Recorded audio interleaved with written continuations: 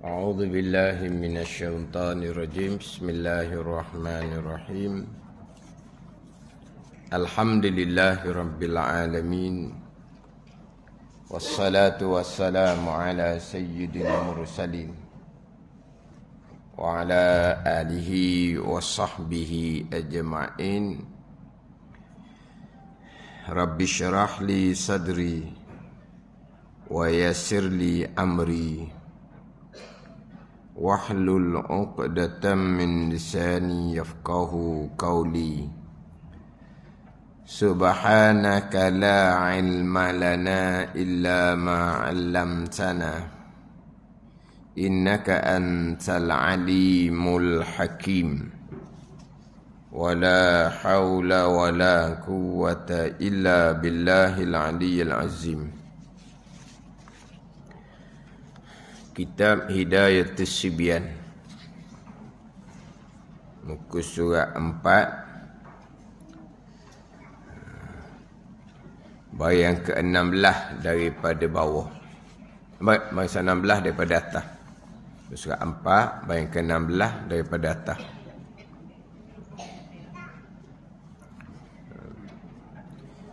Qala al-muallifu rahimahullahu ta'ala wa nafa'ana bi'ulumihi amin. Yang ta'alluq ia sifat iradah dengan menentukan mungkin, dengan satu sifat daripada sifat, segala sifat yang harus atasnya atas mungkin. Menentu atas muwafaqah ilmunya, ilmu Allah Subhanahu wa ta'ala. Erti menentu atas muwafaqah ilmu. Tiada menentu Allah Ta'ala, yang tiada menentu oleh Allah Subhanahu wa ta'ala akan mungkin, melainkan barang yang diketahui dengan ilmunya, ilmu Allah Subhanahu wa ta'ala. Jadi kita sekarang ni masih lagi pembicaraan ta'alluq iradah. Jadi ta'alluq iradah ni bukan minggu dah ni, beberapa bulan dah kita ni. Ta'alluq iradah kita ni bukan minggu, sudah beberapa bulan. Yang mana ta'alluq iradah ni pergi kepada rukun iman yang ke-6, qada Allah Subhanahu wa ta'ala. Qada, ketentuan, ketetapan, keputusan Allah yang bersifat dengan iradah, muwafaqah dengan sifat ilmu, atau qada.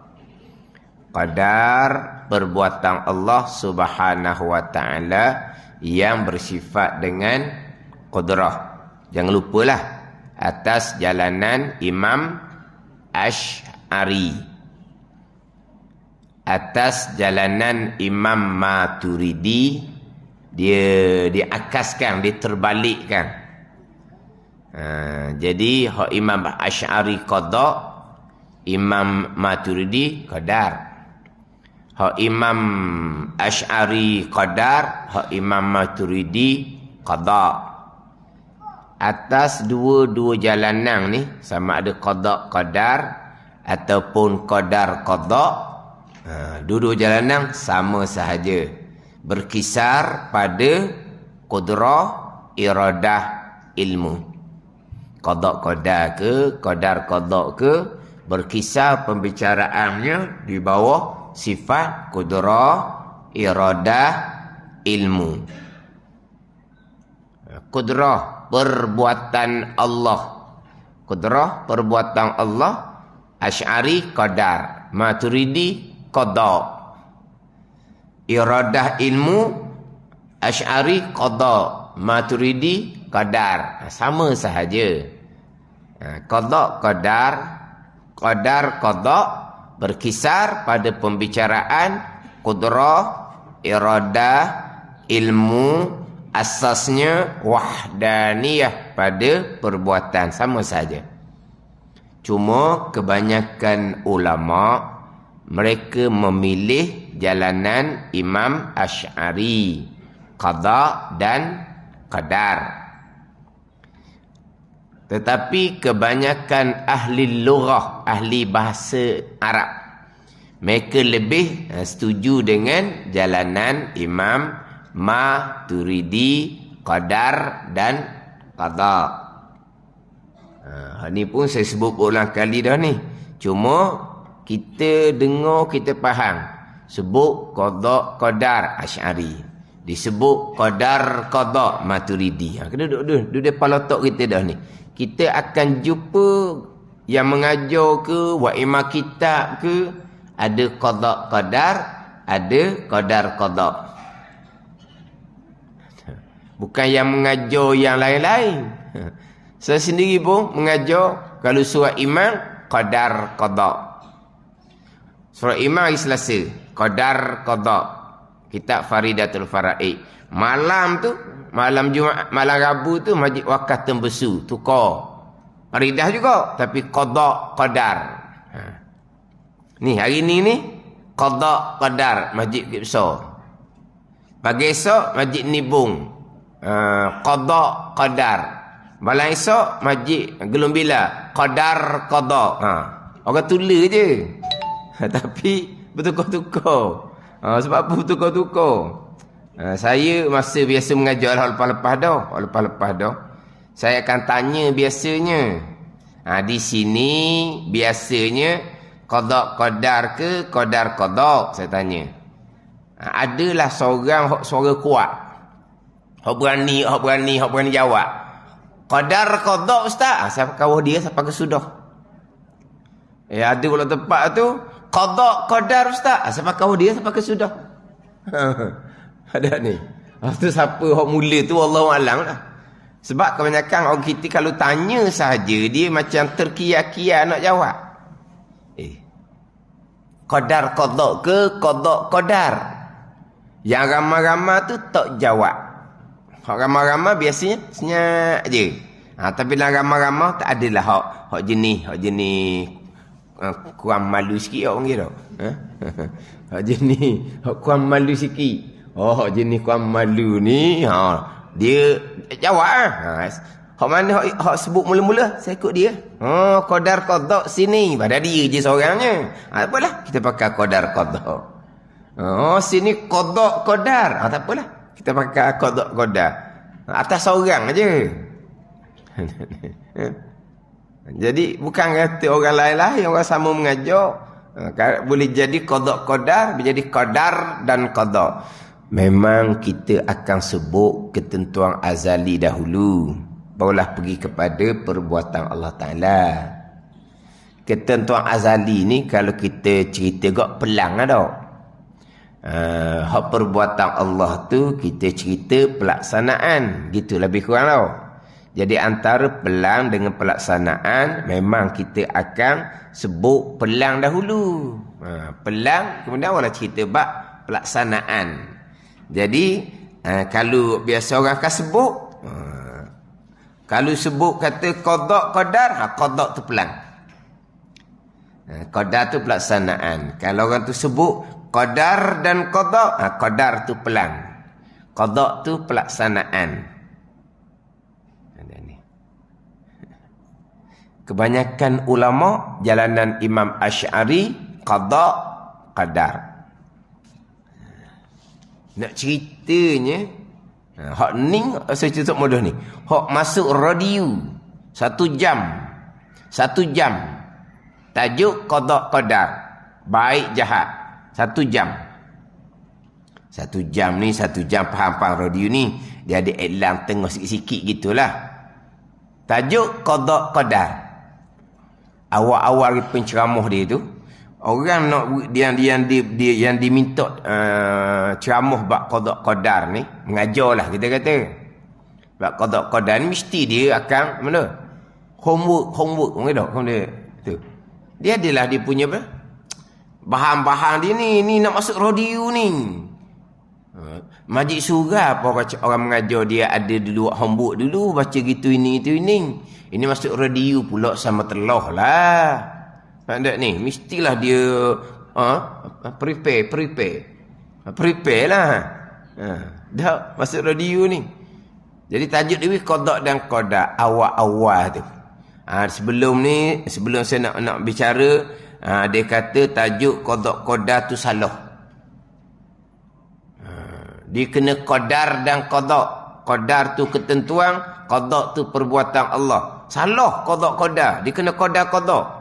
Dia menyalahkan hak Imam Asy'ari, hak kebanyakan ulama turut Imam Asy'ari. Qada qadar, dia berani kata salah. Bukan dia berani kata salah, maknanya dia tak tahu. Tahu tak berani, tak ada orang berani nak kata salah. Kalau dia tahu. Qada qadar tu kebanyakan ulama, termasuk Imam Ghazali sendiri, dia pilih qada dan qadar. Dia takkan berani nak kata salah. Dia nak ceritanya, dia tak tahu pun. Qada qadar dengan qada ni betul belaka. Dia betul dulu. Walahal kalau salah pun, dihantar tajuk tu, baiki lalulah dengan penerbit. Mana ni? Dia hantar ni. Ustaz, ambil tajuk qada qadar. Jangan letak tajuk qada qadar. Qadar qada. Letak qada qadar ni salah. Betul lah lalu. Ni. Dia kata salah qada qadar. Ni orang cakap sama dia dah ni. Lepas tu isi kandungan macam mana? Sejam tu, baik buruk. Baik buruk. Jahat sepatah tak sebut. Baik buruk. Baik buruk. Masa tu, buruknya apa? PKP masa tu. Lockdown masa tu. Tu sakit COVID. Tu buruk masa tu. Sepatah tak sebut jahat. Baik jahat sepatah tak sebut jahat. Baik buruk. Kufur maksiat sepatah tak sebut. Sejam. Pandai ni. Hak kitab kita yang kita comel. Baik jahat. Kitab kita, hak di awal kitab. Baik jahat muka dua tu. Bermula untung baik iaitu iman dan ta'ah, dan untung jahat iaitu kufur dan maksiat. Yalah. Kufur maksiat tu qada qadar, rukun iman yang keenam. Jangan perkara baik, perkara jahat, qada qadar ni orang boleh kata mana dalil Quran hadis? Mana dalil Quran hadis? Jangan bercakap dengan hawa nafsu. Hawa nafsu perkara baik jahat ni qada qadar. Mana dalil Quran hadis? Mana dalil Quran hadis? Nak dalil payah apanya? Dalilnya rukun iman 6 perkara, hak hadis Jibril. Kita tak reti hadis Jibril, tapi kita reti rukun iman yang 6 perkara. Rukun iman apa tu? Hadis Jibril, hadis sahih Muslim. Wa tu'mina bil qadari khairihi wa syarrihi, Nabi kata. Dan kau beriman dengan ketentuan dan perbuatan Allah, baiknya ketentuan dan perbuatan Allah, jahatnya ketentuan dan perbuatan Allah. Kita pandai hadis, tak pandai, tapi pandai ada hadis tu. Pandai rukun iman 6 perkara, pandai hadis lah. Dia kata mana dalil Quran hadis? Perkara jahat ni qada qadar. Jangan bercakap dengan hawa nafsu. Hebat. Kita hak dalil Quran catat dak dulu. Hak dalil Quran hak dahulu. Hak surah Al-An'am ayat ke-125, surah Hud ayat ke-34. Dan kalau kata makcik perkara jahat qada qadar mana dalil Quran? Makcik keluarlah.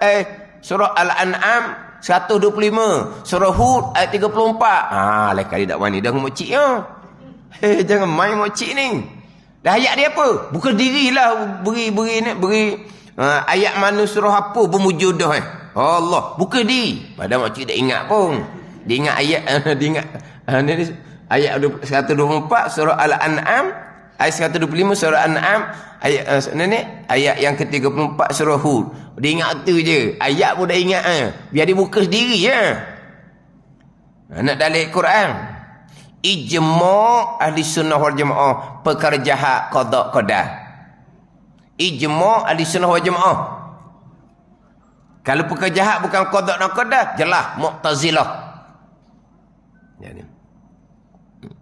Tapi mudah-mudahnya nak hadis tu. Hukum iman dan perkara tu. Hadis Jibril tu.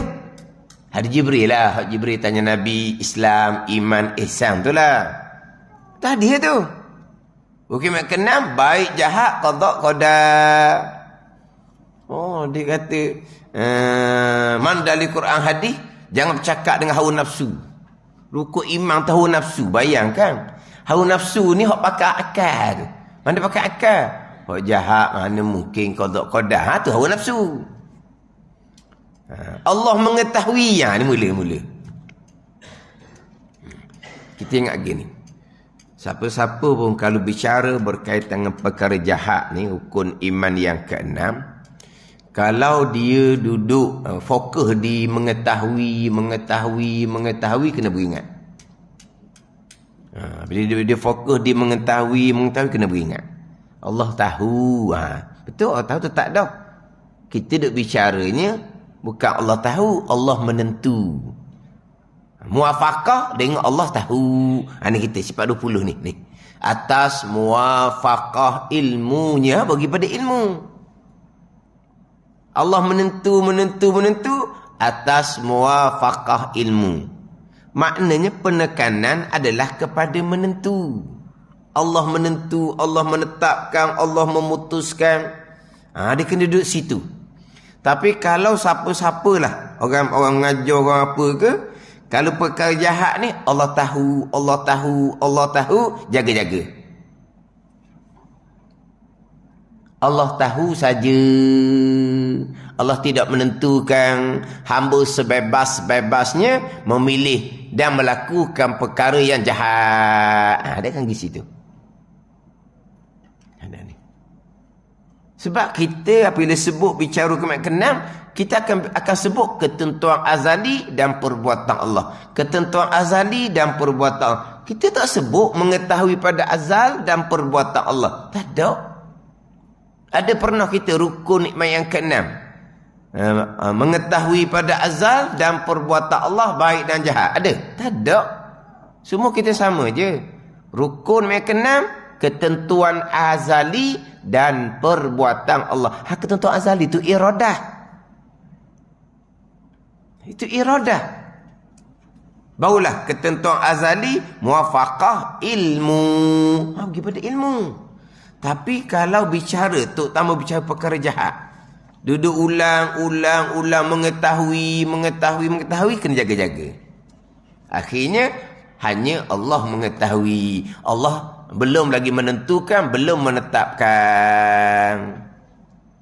Siapa peringkat? Kalau Allah telah menentukan, Allah telah menetapkan, beriman ataupun kufur, Allah telah menetapkan pada azal, apa perlu lagi Allah utuskan Rasul? Siapa tangga tu no? Ayat digunakan. Ni radio juga. Orang hebat juga. Kalau Allah telah menentukan, telah menetapkan baik jahat, beriman ataupun kufur, Allah utus Rasul apa lagi dah? Allah menentu dah. Allah utus Rasul itulah ketentuan Allah. Mana yang beriman itulah ketentuan Allah. Mana yang kufur itulah ketentuan Allah. Utus Rasul itu ketentuan Allah. Wajib kita imani, ada hikmah dia. Beriman kufur ketentuan Allah. Jadi kalau Allah telah menentukan beriman ataupun kufur, apa lagi Allah utuskan Rasul? Kalau Allah telah menetapkan jodoh, apa perlu lagi kita merisi? Pelik punya. Ini radio ni. Akhirnya Allah mengetahui. Mu'tazilah pun tak tolak. Kalau Allah mengetahui. Kalau tolak mengetahui, kafir lalu dah.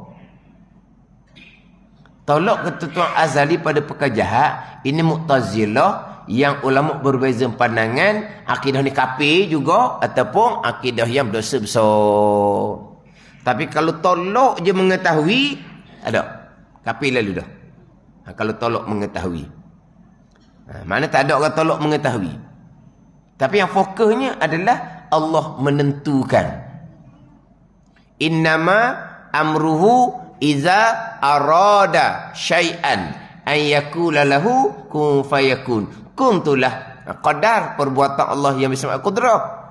Innama amruhu, sesungguhnya pekerjaan Allah Ta'ala.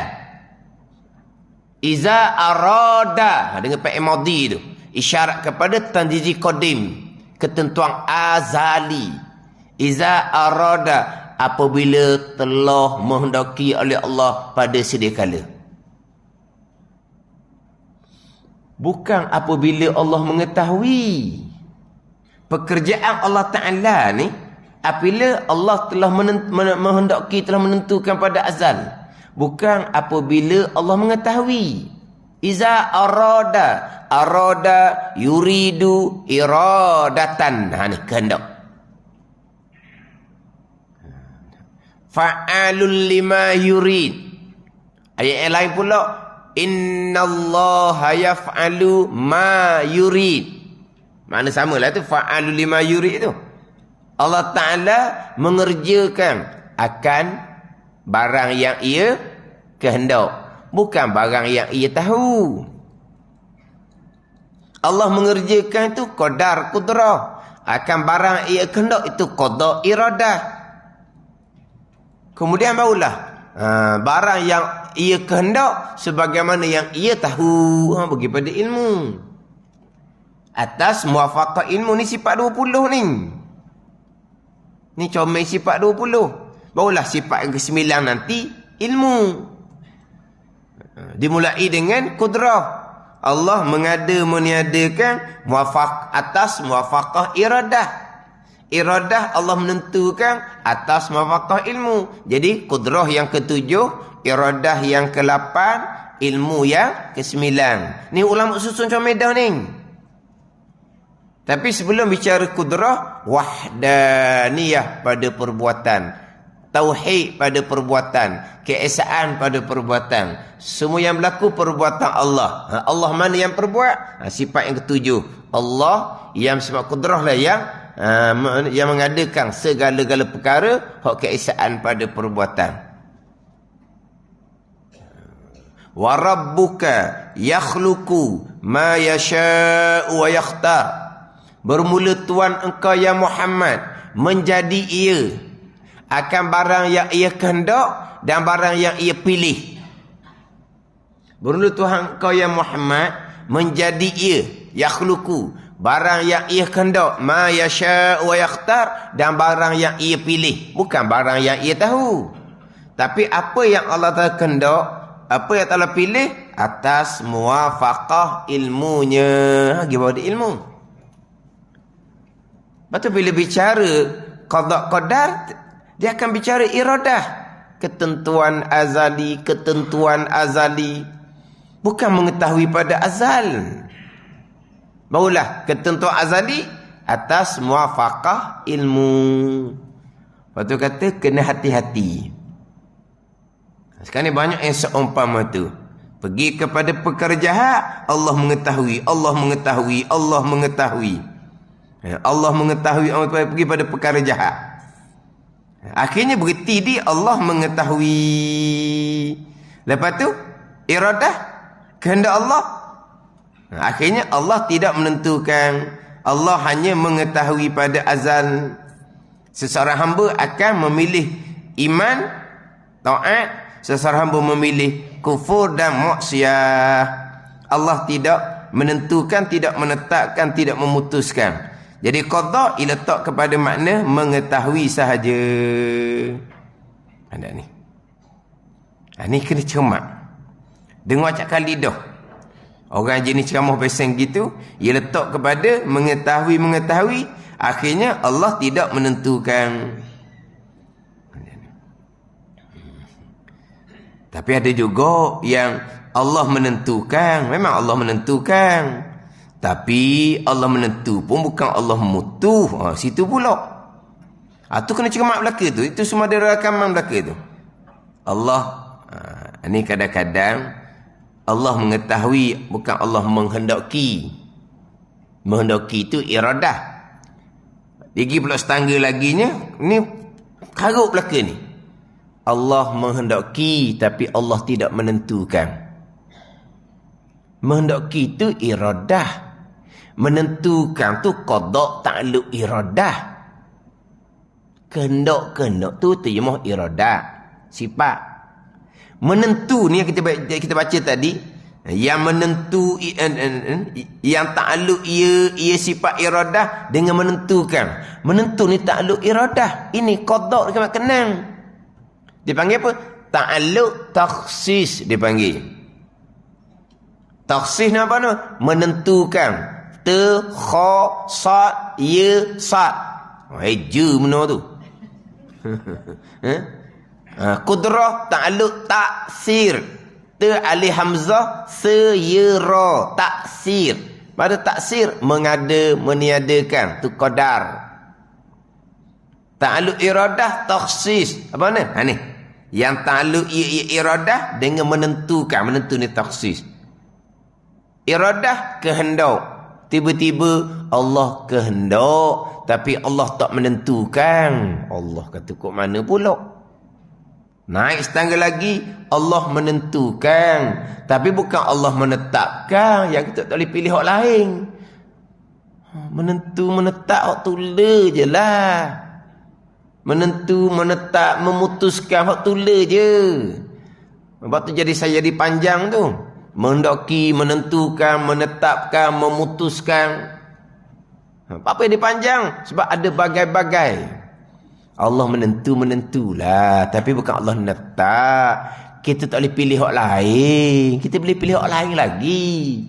Oh, jadi power kita. Allah menentu hak lain. Kita pergi pilih hak lain. Power lah. Macam gini lah. Keluarga menentu pasangan lain. Apa nak turut dia je? Yang nak berkahwin bukan mak ayah. Diri sendiri.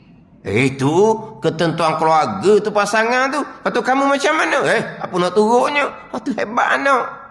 Jadi kalaulah Allah menentukan, kita boleh pilih hak lain, hebat kita. Ini pelik belaka ni.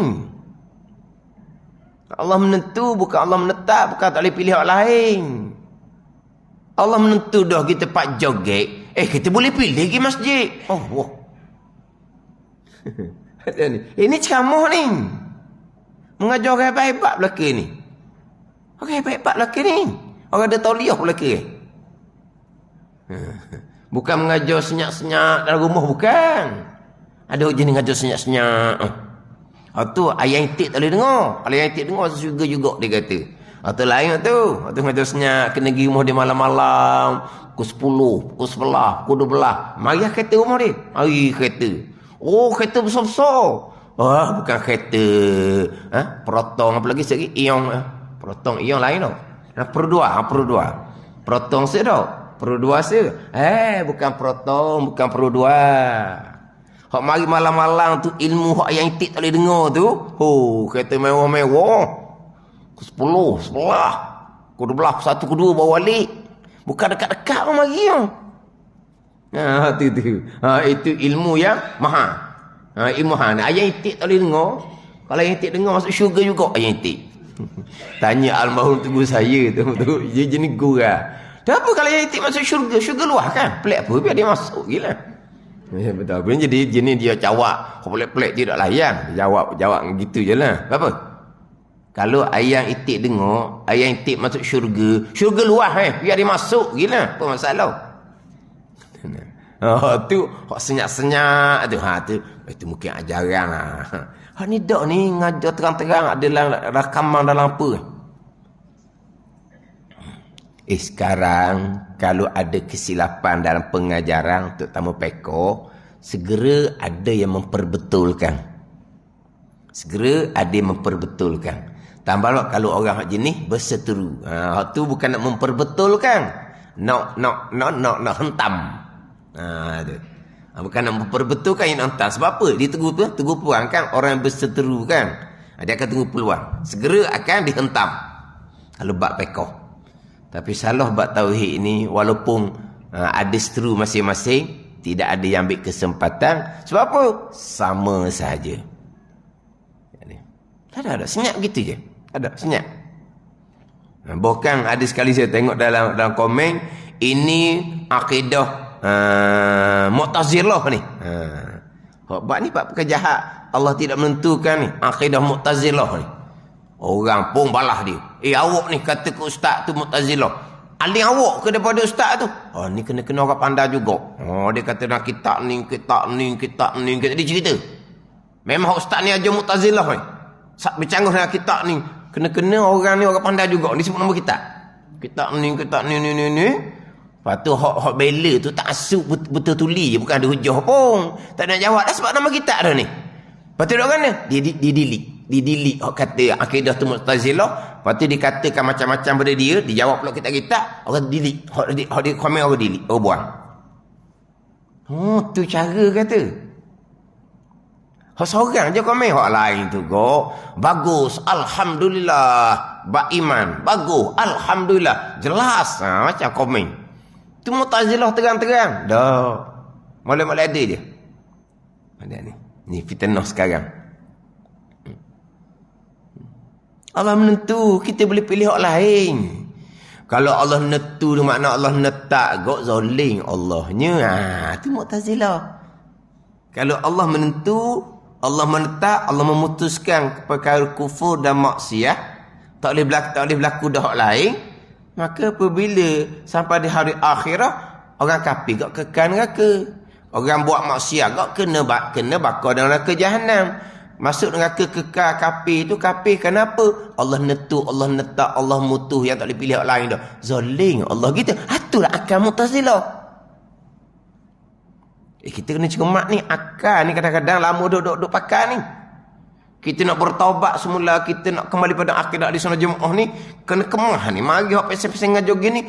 Oh, lagi sedap tu juga. Dia mudah nak balik pada asal. Ingat baik. Orang yang terdahulunya tersilap bab pegangan, tersilap bab perjalanan tariqah. Dia berzikir dengan guru-guru yang salah. Mana kalau dia sudah bertaubah kembali pada akidah yang salah, dia bertaubah kembali dari perjalanan yang salah, tariqah yang salah, belajar molek, dak kemah molek. Dijumpa balik orang salah, dia makan pula. Sama juga, dijumpa balik hak zikir yang salah tu, dia masuk semula. Dia tu balik, faham tak ni? Dia macam ginilah hak bandingan. Betul dak tahulah. Macam orang dadah lah. Orang dadah dok semua ni. Tapi sebahagian gitulah. Molek. Hidup pondok dah. Lepas tu comel dah ni. Boleh ada tek imam dah sik surah. Rawi bining apa semua. Boleh anak dah. Mana comel loteng dah. Comel loteng dah. Mana berjemaah lima waktu. Boleh ada tek imam pula. Dan ngaji juga ni kan. Akhirnya jumpa semula. Habis kakam habining, jual ke dia habis. Gitu pak orang ngajar masjid surah ke, pak besar-besar ramai duduk perhati ke seluruh orang hok gatung-gatung tu, anak curi tu. Pakai jubah lah. Pakai serban. Mata duduk liar nak tahu ni. Oh ni saku seluruh kat mana hari ni? Nak curi. Orang bining boleh anak. Tapi dia ni mudah. Sebab dia makan dalang. Sama juga. Kalau dulu pegangan akidah salah, pakai akal pula, kita belajar pula kemudian, nak leh ke faham hak akidah sebenar tu, payah sangat-sangat dah. Pening, mutuh, jelawak lalu ke faham. Tapi apabila boleh faham oleh dah, pegang, mari pula hak ada. Mana boleh gitu, hak jahat, mana qada. Dia mudah. Dia mudah nak tarik semula. Sama juga tadi bercerita-cerita bab orang duk berzikir hak sesat. Dia pun bertaubat. Comel dah. Lama-lama balik semula. Tapi geruk lain pula dia ikut. Geruk lain pula. Dia mudah. Dia mudah mana ni? Sebab dia makan dalam. Dia memanglah dulu dia berzikir hak karut lah. Tapi tak katalah karut, dia kata guru sebenar lah. Wali belakalah. Wali lah. Ilmu laduni lah. Orang ada keramat lah. Ikut ditinggal kemudian. Sebab nyata salah. Tapi dia ikut lama dah. Dia tinggal, dia belajar, dia apa semua dah. Saya bawa dia pergi ziarah satu tok guru.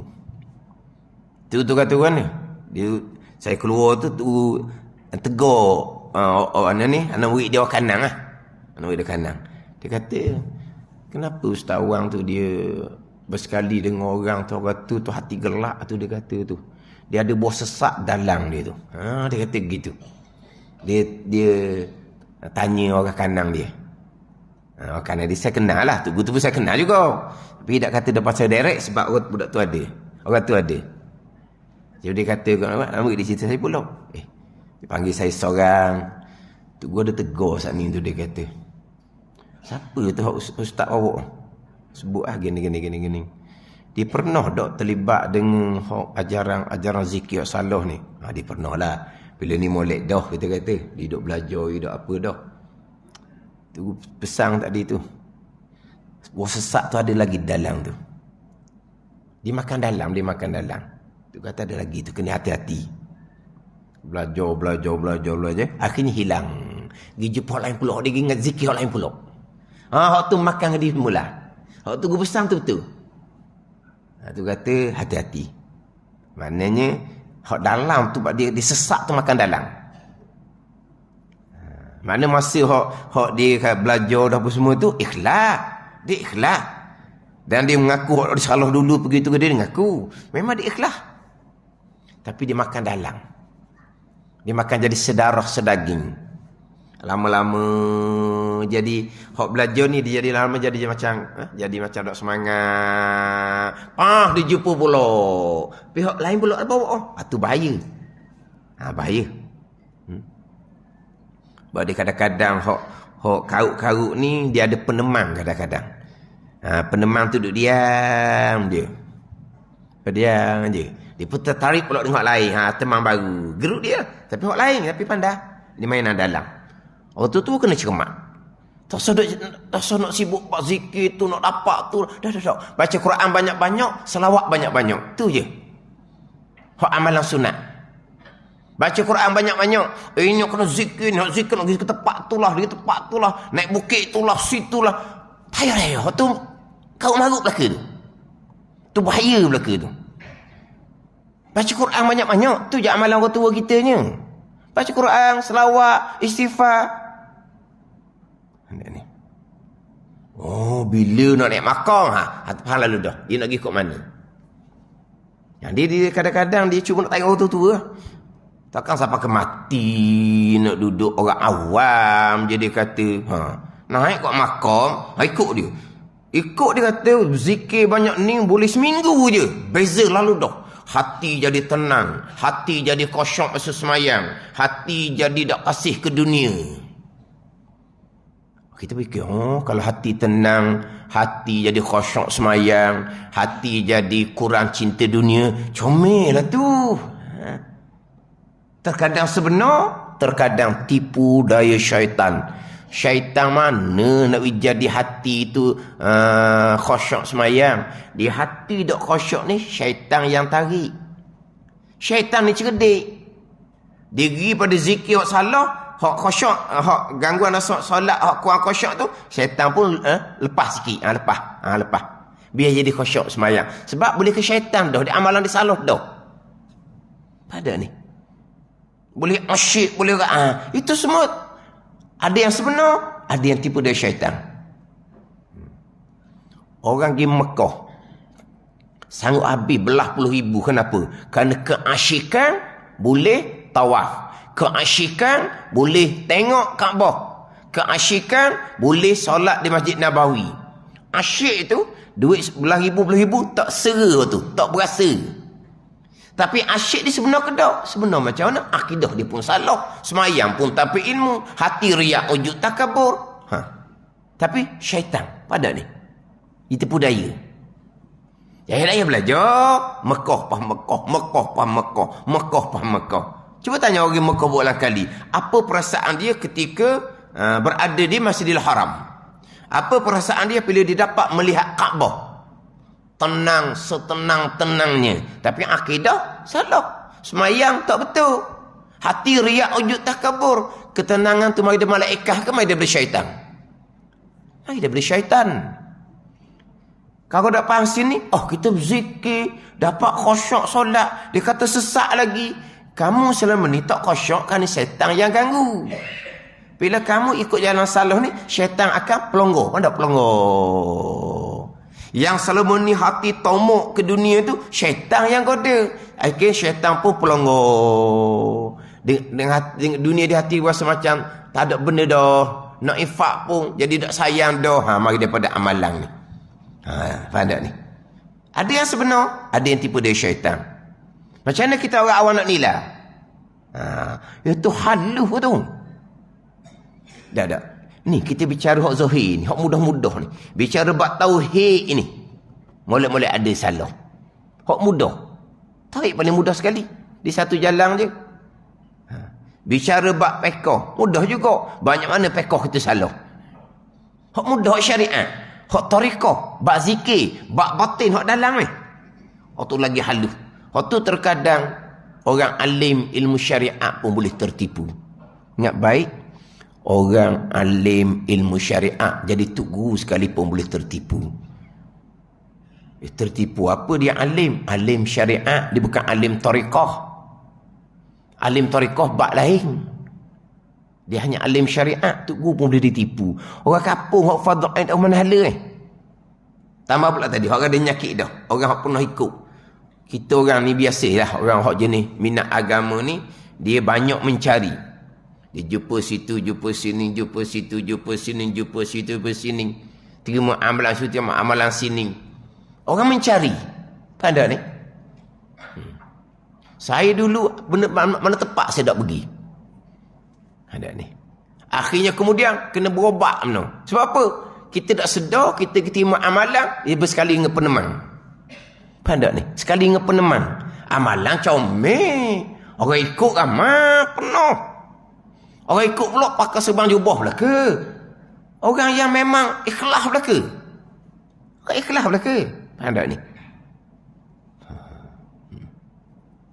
Orang yang kalau kita kata kok sanggup tinggal dunia dia tinggal habis. Kerja buat dia tinggal habis. Ni, nak akhirat ni. Memang orang jujur tapi orang jahil. Memang kita kebanyakannya orang jahil. Ada kena tipu. Ada ni. Orang yang memang selalu mencari, dia akan tahulah bab pengalaman. Tapi dalam mencari tu, dan terima amalan tu, salah ni, tinggal. Dia tak akan jadi gitu. Kita tinggal hak ajaran seumpama ni, hak syaitan iblis ni tak akan biarkan. Sebab apa? Jadi orang dia dah lari. Dia akan cari. Dia akan tengok. Dia tarik ni pulak jangan tengah tarik. Faham tak? Boleh ke dia dah. Tapi tiba sedar bertaubat belajar. Jumpa semula grup lain yang sama je sebenarnya. Mainan syaitan belakang. Lepas tu kita tadilah baca Quran banyak-banyak, cari guru Quran molek, berselawat, lepas tu berzikir, zikir syariat, zikir-zikir hak dalam kitab dia tu salikin, selawat, istighfar. Hak tu yang bahagian kitanya. Nak pergi, nak naik makam lah, nak apalah. Jadi kalau orang yang dulu berakidah salah, nak boleh ke betul balik, belajar tu pula memang mujahadah sungguh-sungguh lah nak faham, nak pegang balik, ingat baik. Dia kadang-kadang boleh semula balik dengan hak akal, hak nafsu tadi ni. Itu bab akidah. Bab amalan pun samalah. Bab amalan pun sama. Dia mudah nak balik semula. Hak dadah tu jelas lah hak dadah tu. Itu hak saya cerita dadah tu sebahagian. Tapi tu saya kenal belaka tu. Ada ni. Hidup pondok ni memang tinggal sungguh-sungguh, bukan dadah. Rokok pun dah bermulut dah. Ada juga orang jenis dia tinggal dadah. Oh, rokok sambung lah. Oh, disambung rokok. Ada pasal tu. Tapi ada yang sebelum masuk pondok dadah lagi, rokok lagi, bukan dadah. Rokok ditinggal dah. Tunjuk rokok tu kita tengok macam dia tak pernah isap rokok. Mana dia punya perasaan benci ke rokok. Tinggal pakai rokok. Ada yang balik kampung jadi ustaz. Boleh ada balik ada semula masuk dalam pemulihan jadi ustaz kok. Jadi dia orang ada ilmu jadi ustaz. Lepas jadi ustaz pula surah. Kena takak pula maksudnya jadi ustaz pula dalam. Dia ustaz luar dalam lah dia. Luar pun jadi ustaz. Masuk dalam pemulihan pun jadi ustaz. Ada ni. Berkeluarga dah. Tapi dia ni ada tarikan dia dimakan dalam. Dadah tu makan dalam. Zikir-zikir yang sesat tu dimakan dalam. Hak ni dia mudah. Kena cermat baik-baik. Tak usahlah kita orang tua-tua ni. Belajar pada ain tauhid fiqh tasawuf. Nak pergi faham hak ni pun alhamdulillah Tuhan pergi faham. Tuhan pergi faham pun alhamdulillah Tuhan bagi kita istiqamah aja. Tak apalah kita nak belajar sampai ke mati. Lepas tu faham ke tak? Allah payahnya lah. Tapi Tuhan bagi istiqamah belajar alhamdulillah. Tuhan bagi faham pula alhamdulillah. Tapi kalau bab-bab pegangan ni kena tu sungguh. Jangan mari pula orang ajar pesen-pesen hok terpesung tu hok sesuai dengan akal pula. Takkan hok jahat kufur maksiat yang Allah murka, tiba-tiba Allah yang menentukan, Allah yang menetapkan. Lepas tu masuk neraka pula, kekal pula merarau dalam neraka selama-lamanya kerana kufur yang Allah kehendak. Dah acih gitu Allah buat kat orang. Ni akal logik lalu ni. Maka pergi kepada Allah mengetahui. Allah mengetahui. Allah mengetahui apa yang akan dipilih yang dilakukan oleh hamba. Dia pilih kekufuran dan kemaksiatan. Dia melakukan kekufuran dan kemaksiatan di dalam pengetahuan Allah Subhanahu wa taala, tapi bukan Allah menentu. Tak ada iradah di situ. Hanya di ilmu. Ini banyak main sekarang. Lepas tu kalau bicara bab perkara jahat, duduk ulang mengetahui, hati-hati. Sebab kita bicara bab iradah menentu atas muafaqah ilmu. Kita mati pula rukuk mai kenang tu. Ketentuan azali dan perbuatan Allah. Ketentuan azali dan perbuatan Allah. Qada qadar ke, qadar qada ke, sama je. Ketentuan azali dan perbuatan Allah. Bukan mengetahui azali dan perbuatan Allah. Pernah ke kita rukun iman yang keenam disebut dengan mengetahui pada azal dan perbuatan Allah? Tidak ada. Ada. Mana-mana sekalipun orang akan sebut ketentuan azali dan perbuatan Allah. Ketentuan azali itu iradah. Barulah atas muafaqah ilmunya. Berbetulan dengan apa yang Tuhan tahu. Bagi pada ilmu. Mana mati di menentu, menetap, memutuskan baik ataupun jahat. Sampai masa berlaku perbuatan Allah. Baru pergi pada qadar qudrah. Jadi kita dah kita ada tu sebiang ni, hak takluk iradah ni, tengoklah berapa bulan lagi pun. Tadi berapa bulan dah? Berapa bulan dah? Lepas tu ulang-ulang je ni sebenarnya. Kita ulang-ulang je. Kita ni kelas umum. Kelas umum ni kita kena kira belaka lah. Orang muda-muda dia lain. Orang tua-tua ni alah.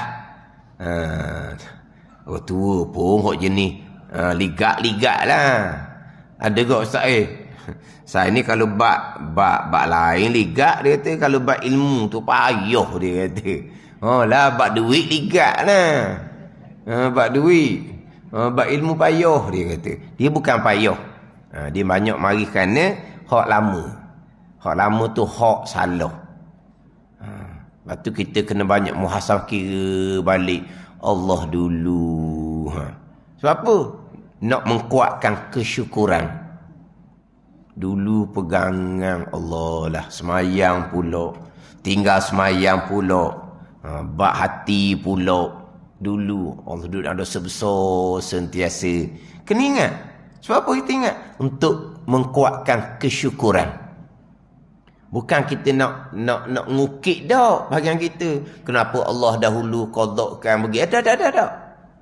Cuma kita nak ingat apa yang Tuhan beri pada kita sekarang. Apa yang Tuhan qadak pada kita sekarang. Boleh belajar molek-molek, belajar pada ain tauhid, fiqh tasawuf pula. Itu semua qadak-qadak Tuhan belaka. Nak ingat lama tu, nak mengkuatkan kesyukuran dan juga kita nak amati anak cucu kita. Jangan mengulangi hak jalanan kita pada masa apa? Jahiliah panggil apa? Dipanggil jahiliah dah. Pada masa jahiliah dahulu. Tak boleh anak cucu kita jadi macam kita. Mana kita kena usahakan anak cucu kita pula. Sebab apa? Bekalan kita tu. Anak cucu tu bekalan kita. Dengan tulang pak kerak kita ni, faham-faham lah masa muda macam mana. Masa bak ilmu pula bila baru belajar. Tapi Allah Ta'ala maha pengampun, rahmat Allah luas. Ya, kita mengharapkan rahmat Allah yang luas. Tapi kita takut juga. Takut tu lah kita nak ada anak cucu yang hantar pahala kita sepanjang masa. Alam barzah kita cerah sentiasa. Ada ni. Cerah mudah-mudahan dengan amalan kita, cerah pula hodok atas sama-sama tu. Amalan kita ni, malaikat akan bawa ke dalam dulamah. Bawa umpama cahaya kepada alam barzah tu. Ada ni. Hak Nabi kata wal akhar tu mahmum. Hak sebelah tu senyap. Tak ada anak cucu atau cahaya. Hak sebelah ni malaikat atau cahaya, malaikat atau cahaya. Amalan anak cucu hidup atas dunia tu. Kita nak gitulah. Kalau nak anak cucu atau cahaya seumpama tu, akidah kena comel. Itu nombor satu. Akidah kena comel. Waladun salihun. Kalau dah kitab pernah bagi hati, anak yang beriman. Atau nak kita pernah bagi hati. Waladun solihun. Ya ada ulah kan tiga perkara tu kan. Ilmin yuntafa'u bih. Wa waladin solih ya ada ulah tu. Wa sadaqatin jariyah. Waladin solihin ya ada ulah. Dan kita pernah bagi hati. Dan anak yang beriman. Itu nombor satu. Iman. Dengan iman tu cukup dah. Anak beriman wa amal soleh pula. Tu gandaan lagi lah. Tapi anak yang soleh, anak yang beriman. Bukan anak saja, keturunan kita.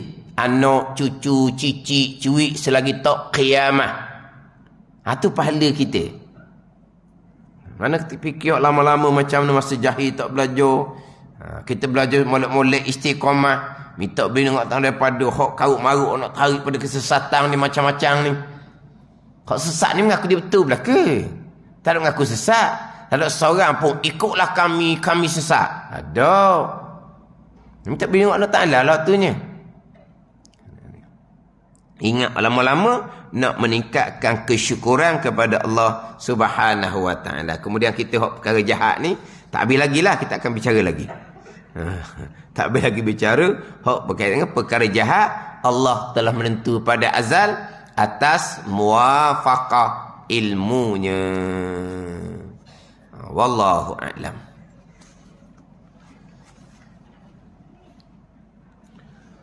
Ini kitab Hidayatus Sibyan, muka surat 19 baris kelima daripada atas. Muka surat 19 baris kelima daripada atas.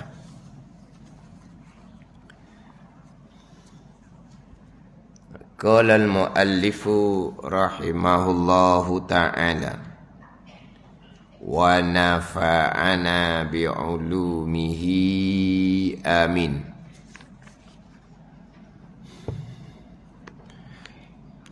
Keenam daripada 8 syarat untuk sujud.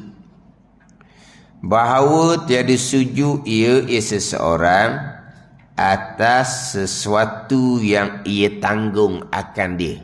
Yang ia tanggung akan dia akan sesuatu yang bergerak dengan geraknya gerak seseorang. Itu ayat kita. Ayat kita nak baca sendiri tu boleh gi tak tu.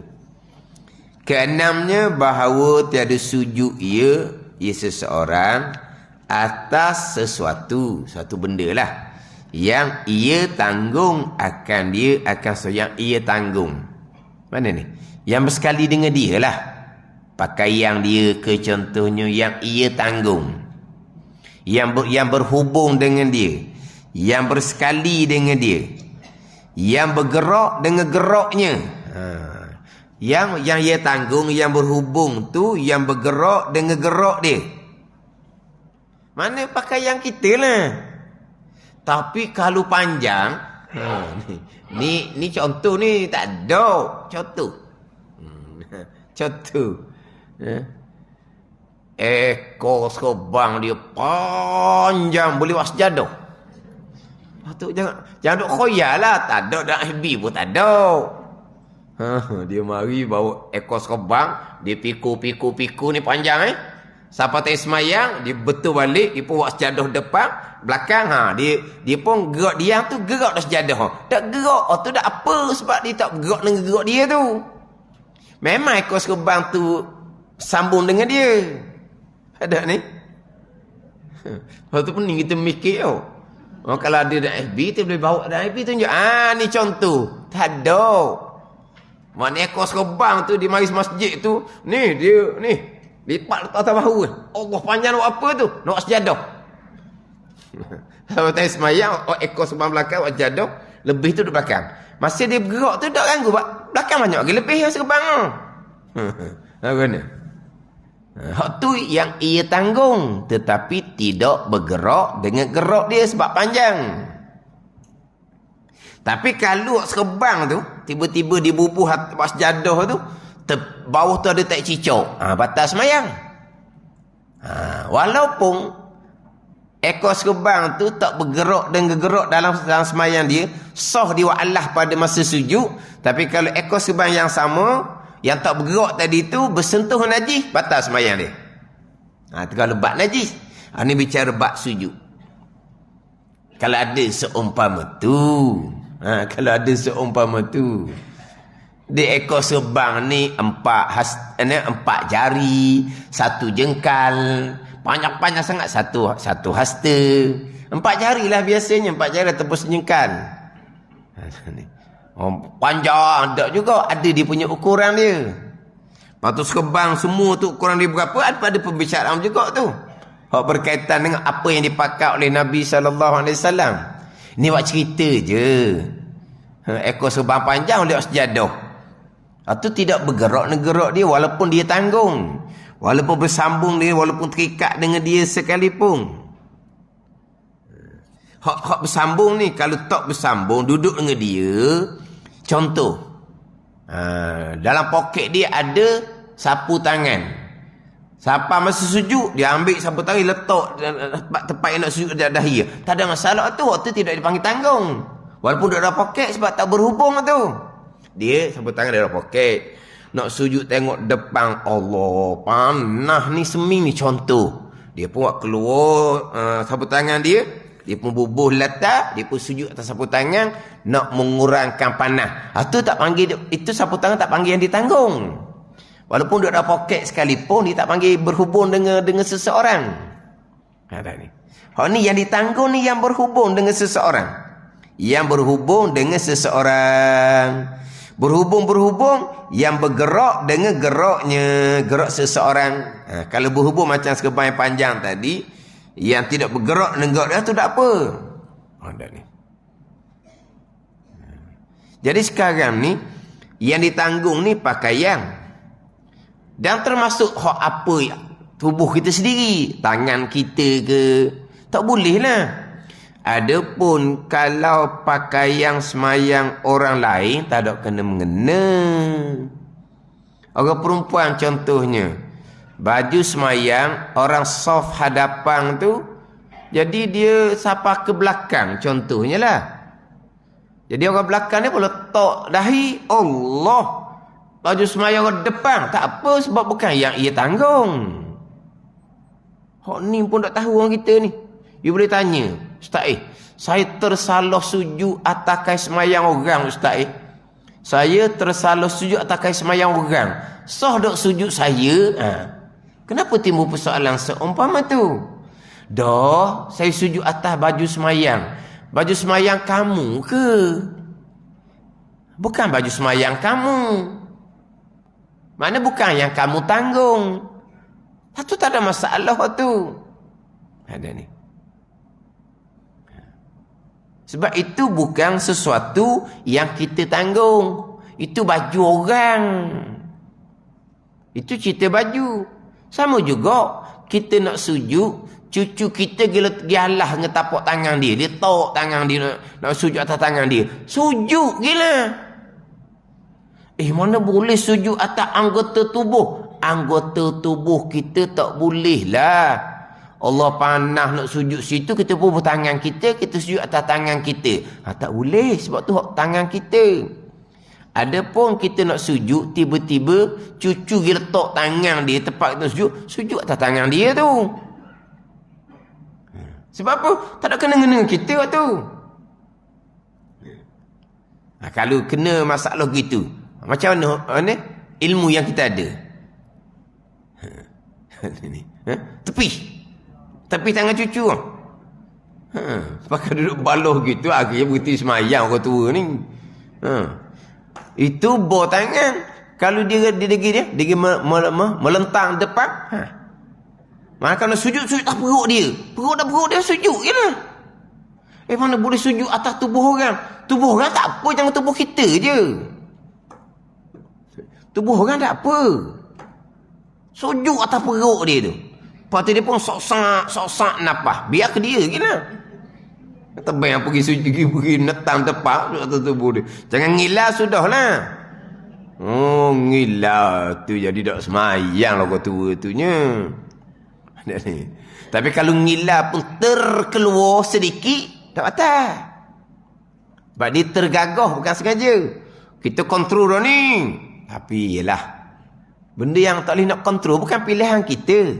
Dan dia mari nak ketawa tu tapi keluarlah ketawa sikit, kita kawal, tak apa. Sebab tak sengaja. Tapi kalau tak sengaja sekalipun, kalau banyak batal kau. Mengilah siapa berair mata tu batal dah lah.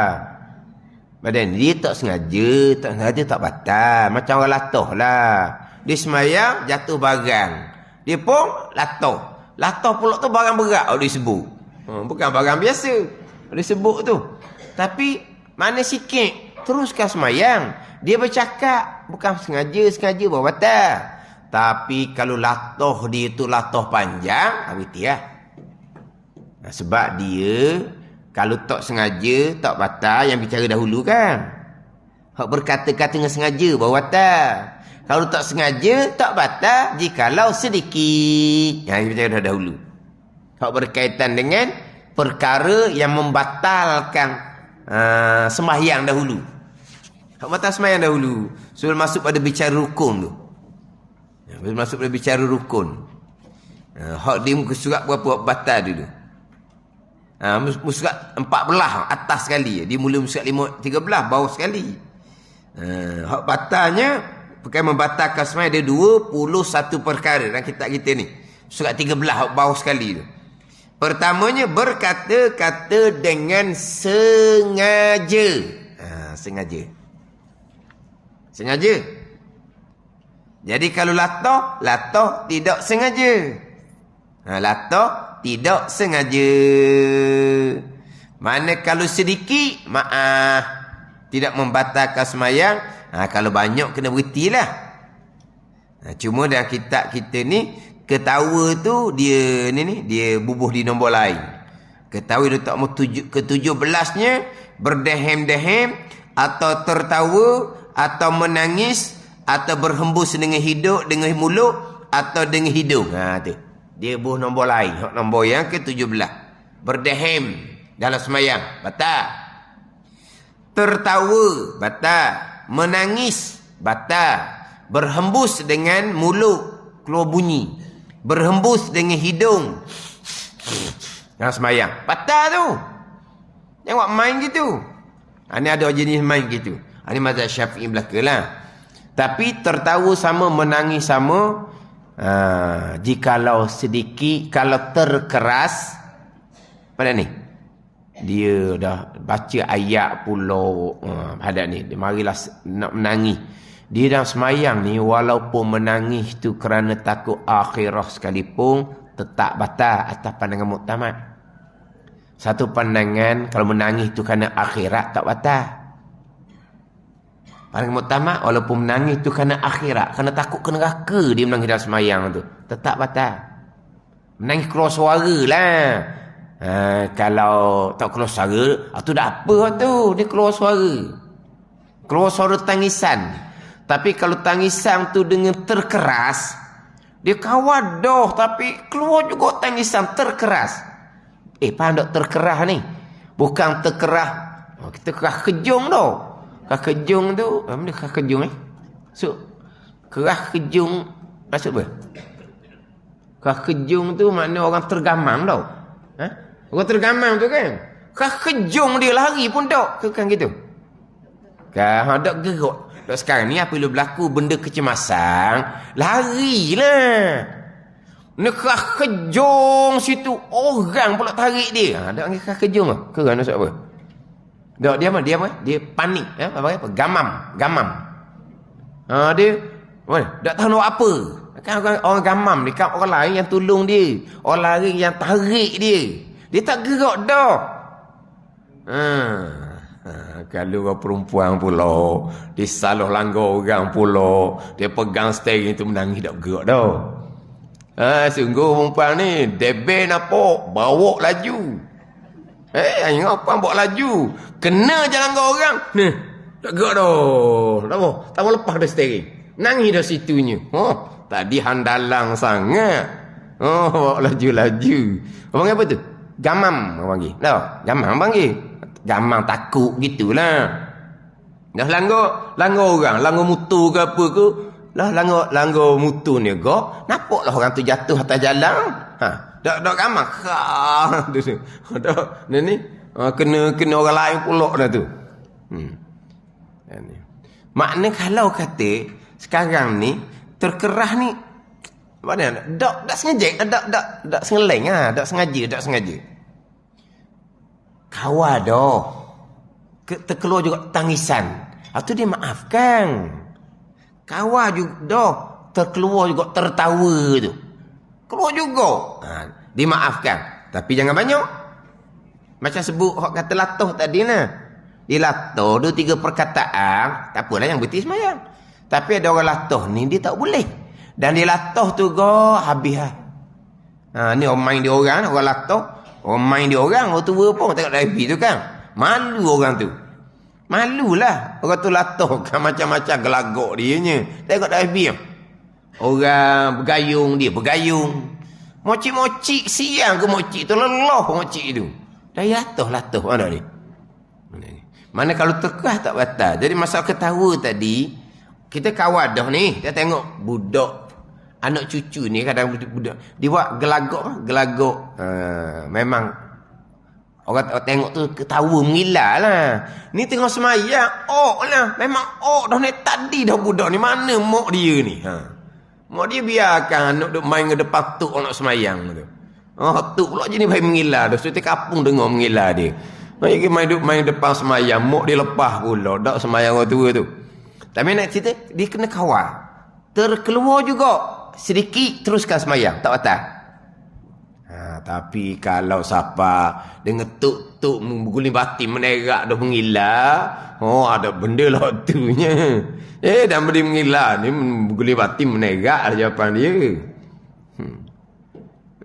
Jadi kalau dia kata duduk letang depan tu, sujudlah atas tubuh dia, tak ada masalah. Ada ni. Sujud atas sesuatu yang bukan anggota tubuh kita, yang bukan pakaian yang kita duk pakai. Itu anggota tubuh cucu kita, tak ada kena-mena. Itu pakaian semayang orang depan, dia terhulu ke belakang, tak ada kena-mena. Sujud je lah. Cuma pastikan syarat yang ketujuh nanti, tinggi punggung dan kepala. Siapa peringkat ni tempat kita tak kena lah. Orang pergi Mekah, dia masuk di lorong yang salah. Jadi dia masuk lorong tu jadi padat, jadi rapat. Jadi semayang macam semayang mayat. Mana semayang mayat ni kan rapat-rapat kan. Jadi dia masuk tu tak kena lorong, tak kena tepat. Jadi lekat dah, tak nak pergi dah. Semayang situ dah nak rokok sujud macam mana. Mazhab Syafi'i pun boleh sujud atas anggota orang depan, punggung dia pun boleh. Tapi mazhab Syafi'i ada syarat yang ketujuh, wajib tinggi punggung kita daripada kepala kita. Kalau punggung orang depan tu punggung kecil, tak apalah, sujud atas punggung dia, tapi punggung kita tinggi lagi daripada dahi. Sekarang ni punggung dia. Kita bukan cerita punggung dia, cerita dahi kita. Cerita dahi kita, syarat yang ketujuh nanti. Wajib tinggi punggung daripada dahi ni, daripada kepala kita. Jadi kalau punggung ke depan tu, dia sujud atas punggung. Monggeng, pada monggeng. Punggung depan tu, dia kecil. Pada dia kecil. Jadi dahi kita tu, rendah sikit daripada punggung kita. Punggung kita tu. Sah lagi sujud. Tapi jangan punggung depan tu tinggi, jadi akan congek ataupun sama. Sama antara kepala kita dengan punggung kita. Nanti syarat ketujuh tu tak sah sujud gitu. Bukan tak sah kerana sujud atas punggung orang. Sujud atas punggung tak ada masalah. Tapi mazhab lain tak apa. Mazhab lain dia tak ada syarat ketujuh nanti. Syarat ketujuh kan. Syarat yang ketujuh. Ketujuhnya meninggi akan punggung jadi tengkoknya. Tengkok kepala lah kita kata. Kena tinggi punggung daripada kepala dia. Itu syarat yang ketujuh. Mazhab ni tak ada syarat ni. Mana kalau di semayang tempat sesak, dia bersujud atas punggung orang, jadi punggung tu orang depan tu orang besar. Dia kecil. Jadi menyebabkan kepala dia jadi ke atas, punggung dia ke bawah. Sebab punggung depan ni tinggi sangat. Kalau mazhab lain tak ada masalah. Dia boleh. Kita sujud atas punggung orang, boleh. Sebab syarat yang keenam ni, tak ada kena-mengena sebab bukan anggota tubuh kita. Tapi syarat ketujuh kena jaga. Ini kita mazhab Syafi'i ketujuh kena jagalah. Mana kalau kata kita besar, orang depan tu kecil, mana letak dahi atas punggung dia, mana kepala kita dengan punggung kita belakang tu masih lagi tinggi punggung kita. Sikit pun tak apa dah, tinggi punggung kita lagi. Kalau sama tak boleh juga. Dia kena rendah sikit kepala daripada punggung kita belakang. Sebab punggung depan ni, dia kecil. Tak boleh kan? Tapi kalau mazhab lain, dia sujud atas belakang gitu je. Dia tak ada masalah. Mu sujud atas belakang, mu sujud atas belakang, tak ada apa. Dia tak ada masalah. Kita pun tak ada masalah berkaitan dengan sujud. Berkaitan dengan syarat yang ketujuh ni kena jaga. Tinggi punggung daripada kepala. Itu nak kena jaga. Kita mazhab Syafi'i. Ada ni.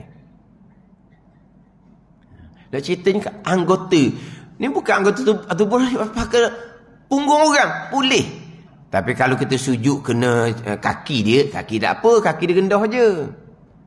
Tapi biasa ni kalau kita tak ada nak sujud. Kena tunggu. Tunggu belakang.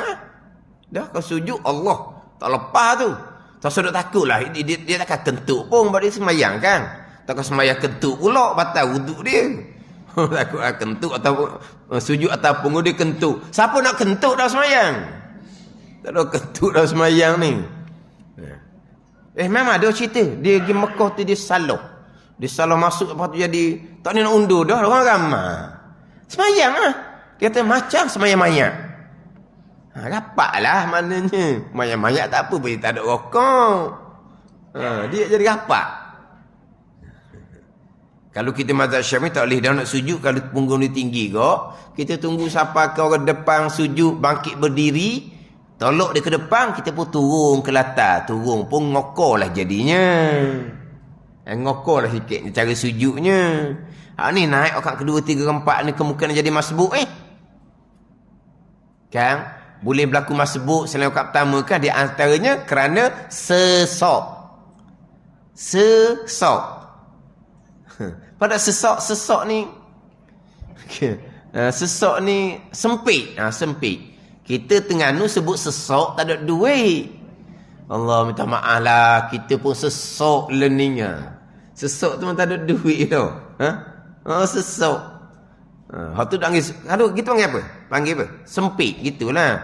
Lepas tu dalam kitab boleh berlaku masbuk. Bahkan kedua, tiga, empat. Dia antara kerana sesak. Ada kitab aja sing kaf. Ada kitab aja sing qaf. Allah kata nak baca warna. Kerana sesak mana apa ni? Kita apabila orang depan sujud, kita pun boleh rokok. Kita pun boleh iktidal. Tak ada turun? Turun. Pada dia turun lepas apa? Rapat depan. Sebab kalau kita turun juga, dahi kita letak atas punggung dia memang soft. Kepala kita akan jadi tinggi daripada punggung kita sendiri. Tak boleh lah. Tunggulah kita tunggu. Depan pun sesal sujud 2 kali, dia pun naik berdiri. Ni walaupun ketinggalan beberapa rukun tak ada masalah sebab dia panggil keuzuran. Kan dia hanya boleh ketinggalan 2 rukun je kan. Ni tak ada masalah, ni tak ada berkait sebab dia ikut uzur orang. Dia pun naik berdiri, kita pun tolak dia ke depan sikit. Kita pun turun sujud sekadar-sekadar lah. Celah kaki dia gila. Sujud je. Lepas tu kita pun naik berdiri sekejap aje. Dah, kita lambat bangun berdiri kan. Berdiri imam, sekejap imam nak rokok dah. Masbuklah kitanya. Rokok Rakaat kedua pula, dia tasyak awal. Kita boleh nak turun ni? Tak boleh lah. Dia pun naik rakaat ketiga tu imam dengan makmum depan, naik rakaat ketiga. Kita pun tolak dia depan, kita pun turun sujud. Dia kali sujud naik tu imam pun Allahu akbar rakaat dah. Masbuk kita. Kita berrakaat, Fatihah kita ditanggung oleh imam. Rakaat ketiga tu pula. Tu sama juganya. Nak imam naik rakaat keempat, kita tolak orang depan kita baru turun sujud. Kita naik rakaat keempat, sekejap je imam rakaat. Masbuk kitanya. Rakaat kedua, ketiga, keempat masbuk. Bukan bertukar muafiq masbuk, memang dia masbuk. Rakaat pertama mungkin dia muafiq. Bukan bertukar, hukum lain-lain. Ada contoh. Sebab kita sesak memang boleh sujud atas punggung orang. Tapi syaratnya, kalau tersujud atas punggung orang, syarat ke-6 ni lengkap, tak ada masalah sebab bukan anggota tubuh kita. Tapi syarat yang ke-7 nanti. Syarat yang ke-7 ni juga, hak kita bicara melepas, hak berkait dengan semayang atas kerusi. Yang mengapa kita bicara semayang atas kerusi kan? Dia berkait dengan syarat yang kedua dan berkait dengan syarat yang ke-7. Tapi kalau mazhab lain, memang disujud atas belakang orang, dia tak kira. Walaupun belakang tu tinggi, menyebabkan kepala dia digini, sebab punggung ke depan tu punggung besar, dia kecil, jadi gini sekalipun, kalau mazhab lain tidak ada masalah. Tidak ada syarat yang ke-7 ni, maka senang lah. Baik, tak ada syarat yang ke-7. Kita boleh sujud atas belakang orang, macam sebut tadi lah. Tapi kena pastikan syarat yang ke-7 yang kita akan baca nanti tu, syarat tu dilengkapi. Baru boleh. Semata-mata sujud atas punggung orang, boleh. Sebab itu bukan anggota tubuh kita. Tak ada masalah. Syarat yang ke-6 ni, bahawa tiada sujud atas satu yang ia tanggung akan dia. Umpama pakaian yang bergerak dengan geraknya. Kalau serban, memanglah. Kalau serban. Kalau serban, memang hak pakaian kita. Sujud atas serban, sujud atas songkok, tu tidak sah lah. Sebab itu yang kita tanggung, serban tu. Disujud atas serban. Lepas tu, lepas serban tu, dia pun cabut serban, dia tinggal atas latar. Ada apalah, sebab tak ditanggung dah. Dia duduk atas serban, dia tok. Lepas tu dia pun ambil serban, dia cabut. Maka dia sujud atas serban juga. Bukan serban hak ditanggung dah, sebab dia cabut dah. Tak apa lah. Faham tak ni? Sebab serban antara pakaian yang kita tanggung, yang duduk sekali dengan kita. Itu tidak sah. Ini mazhab Syafi'i. Ini cerita mazhab Syafi'i. Mazhab Hanafi, Maliki, Hambali, sujud atas serban contohnya haru. Makruh saja kalau tak ada kerana. Kenapa sujud atas serban? Kerana lantai panah. Dia pun sujud atas serban. Tak makruh dah. Cuma kalau sujud atas serban saja-saja je. Mazhab Hanafi, Maliki, Hambali, haruh. Cuma makruh kalau tidak ada uzur. Faham tak ni? Kita tak boleh. Mazhab Syafi'i, sujud atas serban kopiah tu tidak sah sebab syarat yang ke-6 ni. Tidak melengkapi syarat yang ke-6 daripada 8 syarat. Ke-7-nya meninggikan akar punggung daripada tengkoknya daripada kepalanya. Wallahu a'lam.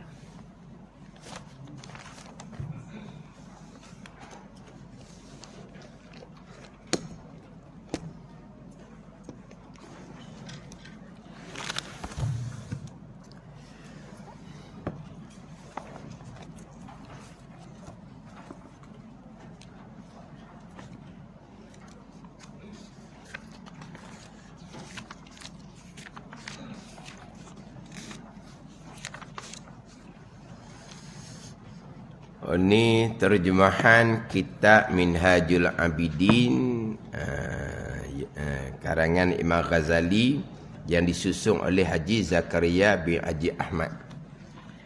Jadi minggu lepasnya kita baca di muka surat 4. Kita baca pada Bismillahirrahmanirrahim terjemahan dia. Cuma oleh kerana kitab ni pun belum ada lagi lah. Mana kalau boleh nak ada sama-sama lah. Dan dikatakan insya-Allah lah dalam seminggu lagi. Mana Pok Ding? Bila Pok Ding?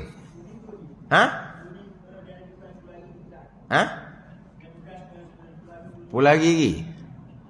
Ada berapa naskah?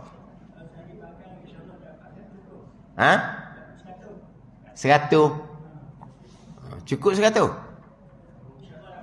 Yelah, insya-Allah dapat 100 cukup ke 100? 10 hari lagi.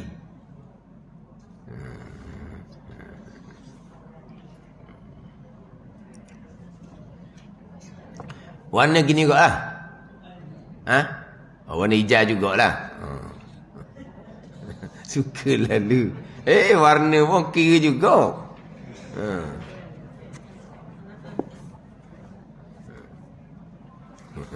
Ni saya bawa ni kitab ni.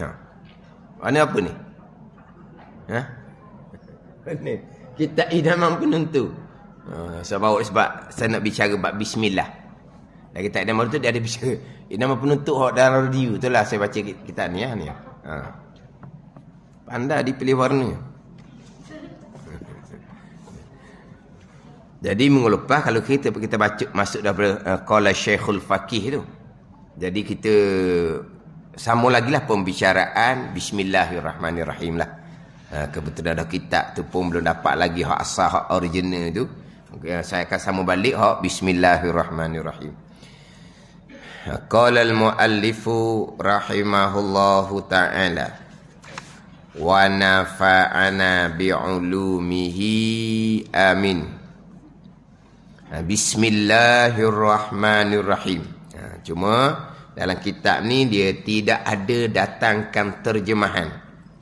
Dia tak datangkan terjemahan kepada Bismillahirrahmanirrahim. Terjemahan ni macam minggu lepas lah, hak masyhur kitanya, dengan nama Allah yang Maha Pemurah lagi Maha Penyayang. Cuma dalam kitab-kitab biasanya diterjemuh dengan didatangkan tempat takluk dia. Aku mulai kitab ini dengan tu biasa dalam kitab. Aku memulai kitab ini dengan nama Allah yang Maha Pemurah lagi Maha Penyayang. Itu biasanya kita akan takdirkan tempat takluk. Ditakdirkan tempat takluk dengan nama Allah. Dengan nama Allah ni mana tempat takluk dia? Didatangkan takluk dianya, aku memulai kitab ini. Aku memulai mengarang kitab ini. Didatangkan tempat takluk. Aku memulai mengarang kitab ini dengan nama Allah yang Maha Pemurah lagi Maha Penyayang. Itu terjemahan biasa kitab lah.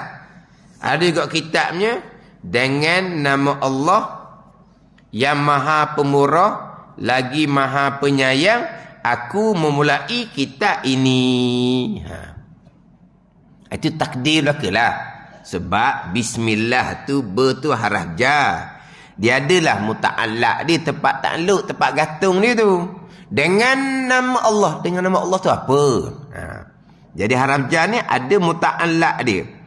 Muta'allaq dia dia takdir lah. Dia takdir ke PN ke ising ke tak kira lah. Dia muta'allaq ni bubuh depan ke bubuh belakang ke. Kau anda lah boleh bubuh belakang, bubuh depan boleh.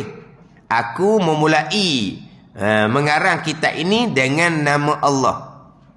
Ataupun dengan nama Allah yang Maha Pemurah lagi Maha Penyayang, Aku memulai kitab ini. Ibu belakang. Kadang-kadang ibu depan. Abtadiul imla tu. Aku memulai mengarang kitab ini. Dia takdir ikut depan. Dia kalau bubuh belakang, tu lebih comel. Dia tak belakang tu lebih comel. Ibu ni bubuh belakang. Bismillahirrahmanirrahim. Abtadi'u ta'lif hazal kitab ke. Dia takdir lah. Ataupun Bismillahirrahmanirrahim. U'allifu kitabi haza ke. Dia takdir lah belakang tu. Cuma kalau kita jawi dengan nama Allah yang Maha Pengampun Maha Penyayang, aku memulai kitab ini di buah belakang. Itu lagi baik. Sebab kalau ibu belakang gitu jadi hasar. Aku memulai Bismillahirrahmanirrahim. Aku memulai kitab ini jua dengan nama Allah. Itu lagi baik. Tambahan pula kalau takdir itu di belakang, nyata bahawa bismillah di awal.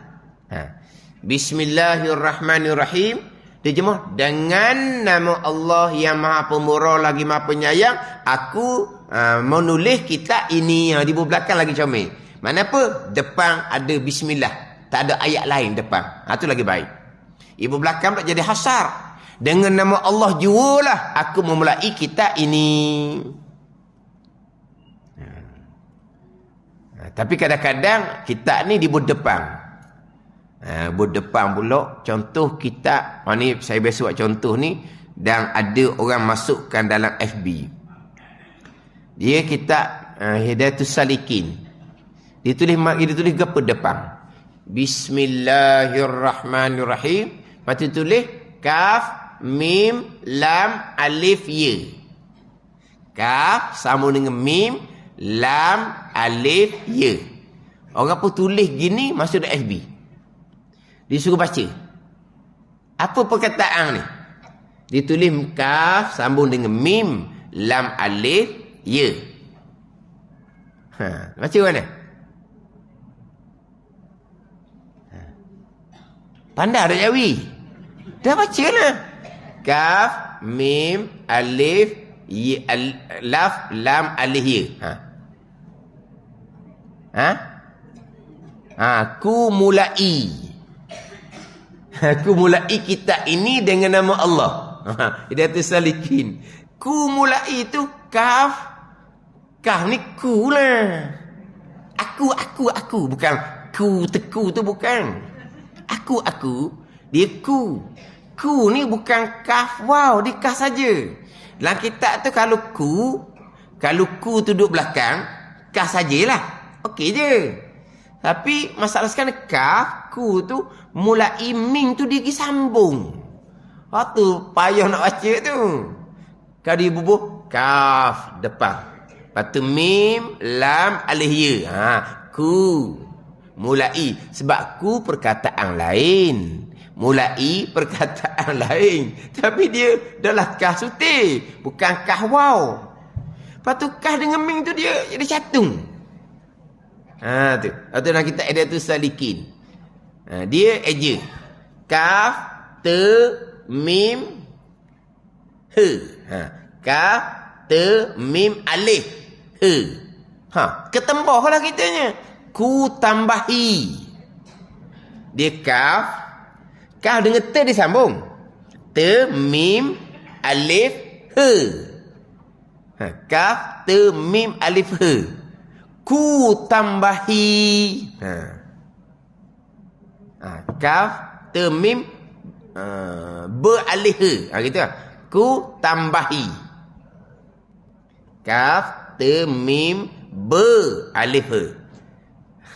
Tambahi tu tak apalah. Kaf depan tu. Kaf tu aku tambahi. Ejaan dia. Jadi di awal tak ada Salikin tu. Tu boleh uji dah tu. Bismillahirrahmanirrahim. Kaf, te, mim, alif, ya. Nak baca mana ni? Kaf, mim, alif. Ku mulai kitab ini dengan nama Allah yang maha pemurah lagi maha penyayang.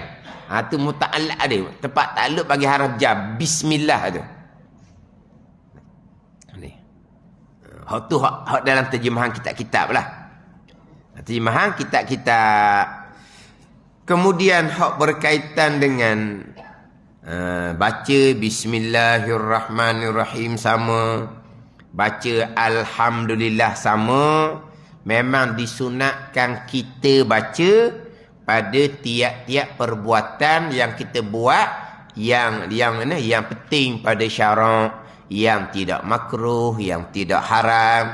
Sunatlah kita mula dengan bismillah dan alhamdulillah. Dua tu.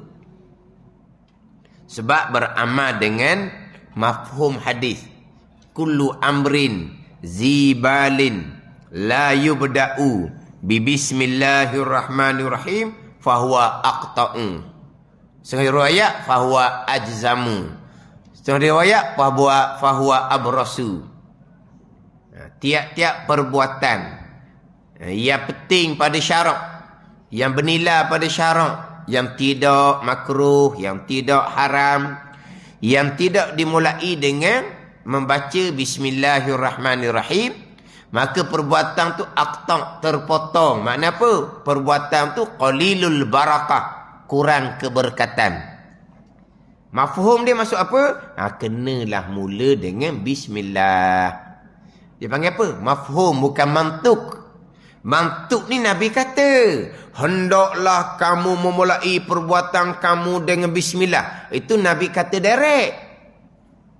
Ini mafhum. Pada mafhum, Nabi kata tiap-tiap perbuatan yang bernilai pada syarak, yang tidak makruh, tidak haram, kalau tak mula dengan bismillah, perbuatan tu kurang barakah. Mafhumnya apa?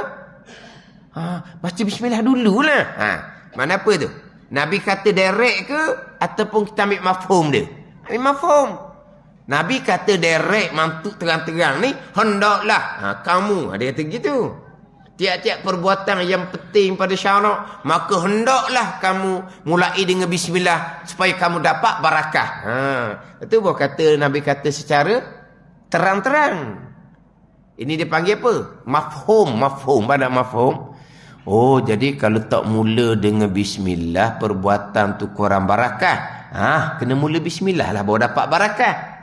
Tapi ada tak Nabi suruh secara mantuk, secara terang-terang? Tak. Dia panggil kita beramal dengan mafhum hadis. Dan juga kerana beramal dengan, adalah, kalau macam kitab ni pula, dia beramal dengan Al-Quran. Amal dengan Al-Quran. Maksudnya kalau kitab ni, Al-Quran, mana ke hak mula-mula sekali dalam Al-Quran? Bismillahirrahmanirrahim. Surah Fatihah itulah. Kan? Quran kan? Hak depan sekali tu surah Fatihah. Lepas tu surah Al-Baqarah. Surah Fatihah mana kau ayat pertama? Bismillahirrahmanirrahim. Kita pun tiru Quran tiru Quran. Quran ayat pertama Bismillahirrahmanirrahim. Jadi kitab pun ayat yang pertamanya Bismillahirrahmanirrahim juga. Tu di antaranya. Kenapa ulama karang kitab letak bismillah di awal? Dan selain daripada beramal dengan mafhum hadis itu, berdapat barakah. Barakah ni benda yang kita tak boleh nak ni. Tak boleh nak tunjuk barakah ni. Barakah ni akan bertambah hak kebaikan agama. Bertambah kebaikan hak agama. Ziyadatul ilahi dia panggil. Bertambah hak kebajikan agama. Barakah lah.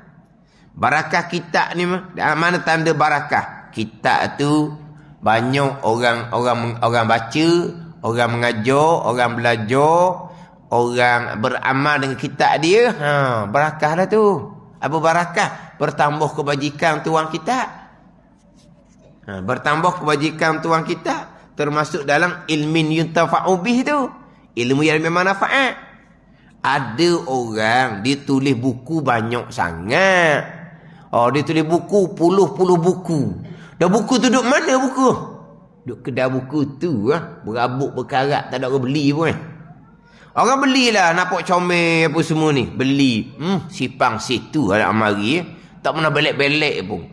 Buka tu, dia punya helaian dia tu, tepek laginya. Tepek lagi, tak buka-buka pun laginya. Beli saja je. Ada orang ni, dia tengok buku comel, pengarang hak terkenal, dia pun beli. Lepas tu dia pun sipang. Gitu. Tak ada barakah orang panggil. Barakah ni bertambah kebajikan akhirah. Contoh, umur yang barakah. Umur sama je, 50, 50, 60, 60, 70, 70 lah. Manakah umur yang barakah? Umur yang bertambah kebajikan dan hak akhirat, hak agama. Umur pendek, tapi umur tu dipenuhi dengan amal-amal kebajikan. Manakah harta yang barakah? Harta yang menambahkan kebajikan akhirah barakah. Harta sama je. Orang ni harta banyak, orang ni harta banyak. Tapi bertambah tak pahala kebajikan? Harta ditinggal. Banyak harta dipusakai. Harta ditinggal tu pula anak-anak cucu gunakan untuk kebajikan. Barakahnya lah harta ditinggalkan. Harta ditinggalkan. Anak-anak tu pula macam-macam begitu begini. Anak tu dapat harta. Hak ni buat joli cara dia. Hak ni buat joli cara dia. Ada barakah ke tidak seumpama tu? Pandang ni. Kalau harta barakah, anak-anak yang ditinggalkan, hidup tenang je. Kadang-kadang harta banyak, tapi tak ada barakah. Anak cucu kemudian, padang dengan harta tu je. Perang sabir dia orang panggilnya. Berkelahi habis. Itu barakah. Benda yang tak boleh nak cerita. Tak nak cerita. Barakah stokor. Ada. Tak nak cerita benda ni. Yang mana? Subjektif. Benda yang tak boleh nak tunjuk lah. Tapi barakah ni bertambah kebajikan. Mana kalau kitab barakah agak, kitab banyak diguna pakai. Untuk dapat barakah, mulai dengan Bismillahirrahmanirrahim. Untuk dapat barakah. Ni. Yalah kita nak makan, nak minum, nak kerja buat apa pun, akan dimulai dengan Bismillahirrahmanirrahim. Untuk supaya Allah Ta'ala kurniakan barakah. Hukumnya sunat, kita mulai dengan Bismillah. Kemudian disusuli dengan Alhamdulillah. Kemudian, hak sunat ni perbuatan-perbuatan yang bernilai pada syarak lah. Bukan perkara yang makruh, bukan perkara yang haram. Dan bukan perkara yang safasif dia panggil. Safasif ni perkara yang lekeh-lekeh. Perkara yang perkara yang tak macam contoh. Kita buat kerja ni kerja halal. Tapi kita nak contohnya kita nak tu baja tahi. Baja tahi kan? Kita nak tu tahi apa semua nak baja. Patut dia baca bismillah lah tu. Kerja tu kerja halal. Tapi kerja tu kerja yang panggil safasif, kerja yang lekeh, yang hina, yang huduh lah. Jangan mulai dengan bismillah. Pandang ni. Contoh kita nak basuh berak anak, tapi bukan dalam tandah, di tempat mandi. Dan tandah memang makruh baca berzikir di tempat mandi. Kita nak baca bismillah, tak payahlah. Sebab kita buat kerja tu kerja kotor. Tak payah Bismillahirrahmanirrahim lah. Tak sunat. Dan itu benda yang kotor-kotor tu. Tidak disunatkan mulai dengan bismillah. Kemudian disunat mulai dengan bismillah ni bukan semua perkara. Kalaulah perkara tu sudah ada zikir permulaan dia. Nak semayang, apakah zikir permulaan? Allahu Akbar. Tu zikir permulaan dia dah. Maka tak sunat baca bismillah. Walaupun semayang tu benda yang besar pada agama. Jangan nak semayang Bismillahirrahmanirrahim. Allahu Akbar. Dah sunat. Sebab dia ada dah. Permulaan dia dengan Allahu Akbar. Orang nak baca khutbah. Orang nak baca khutbah ni, dia ada dah permulaan dia.